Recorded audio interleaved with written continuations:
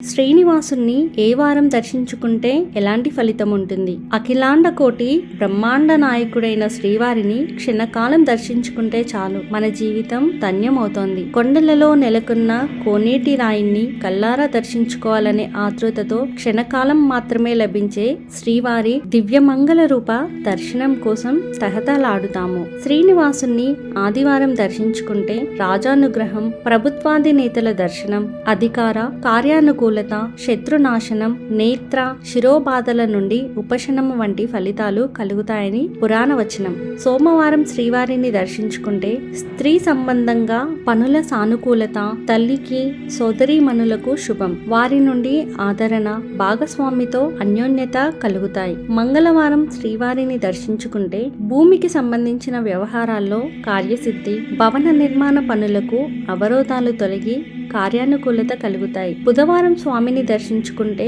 విద్యాప్రాప్తి, విదేశీయానం, సామాజిక గౌరవం లభిస్తాయి.